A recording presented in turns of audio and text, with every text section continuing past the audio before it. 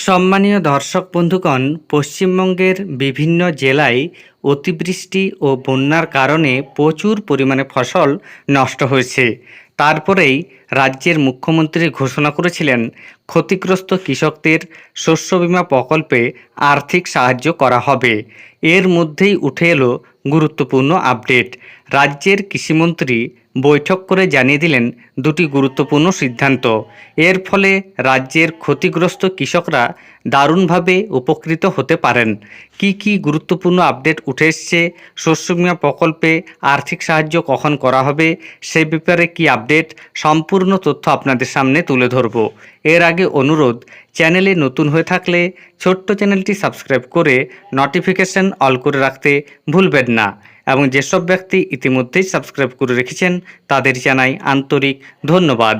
দেখুন এ বিষয়ে প্রতিবেদনে কি বলা হয়েছে। বন্যায় 12 জেলায় ধান চাষে ক্ষতি, শস্য বীমার টাকা কবে থেকে পাওয়া যাবে? টানা বৃষ্টি ও বন্যার কারণে রাজ্যে ধান চাষে ব্যাপক ক্ষতির আশঙ্কা করছে রাজ্য সরকার। বর্ধমান, বাঁকুড়া, হুগলি, হাওড়া, পূর্ব মেদিনীপুর, পশ্চিম মেদিনীপুর, পশ্চিম বর্ধমান সহ রাজ্যের বেশ কয়েকটি জেলায় বন্যার জেরে ধান চাষে ক্ষতি হয়েছে।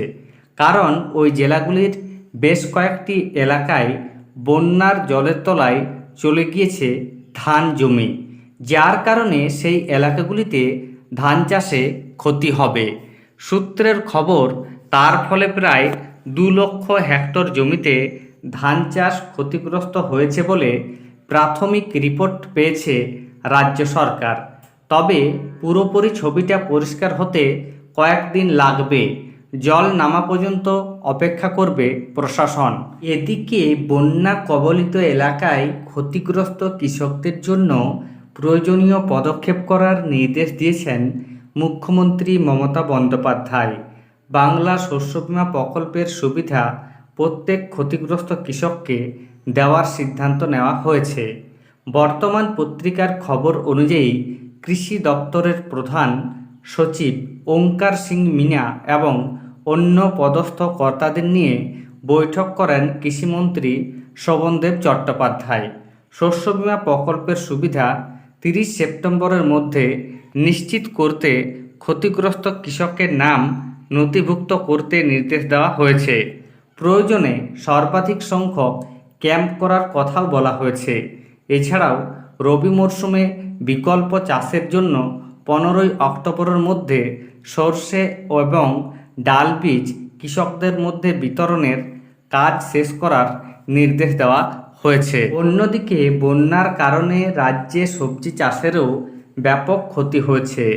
ক্ষতিগ্রস্ত চাষিদের পাশে দাঁড়াতে রাজ্যের তরফে সব রকম পদক্ষেপ করা হবে বলে নবান্ন সূত্রের খবর। খরা, বন্যা, আবহাওয়ায় বিভিন্ন সমস্যার কারণে কৃষকদের ফসল নষ্ট হয়ে যায়।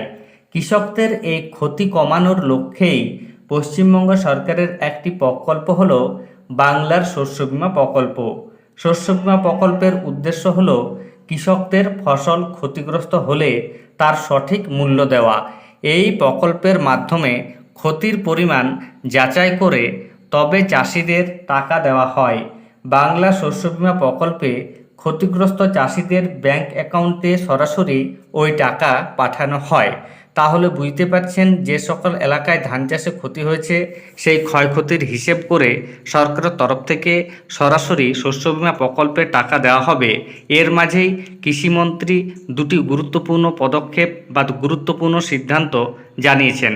প্রথমত, যে সকল কৃষকরা এখনও শস্য বীমা প্রকল্পে আবেদন জানাননি তারা 30 সেপ্টেম্বরের মধ্যে আবেদন জানান, এবং যে সকল এলাকায় বন্যা বা অতিবৃষ্টির কারণে ফসল একেবারে নষ্ট হয়ে গেছে সেই এলাকাগুলিতে যাতে বিকল্প চাষ করা যায় সেই জন্য বিনামূল্যে বিভিন্ন ধরনের বীজ প্রদান করা হবে, যা 15ই অক্টোবরের মধ্যে কৃষকদের হাতে তুলে দেওয়ার কথা বলা হয়েছে। ধন্যবাদ।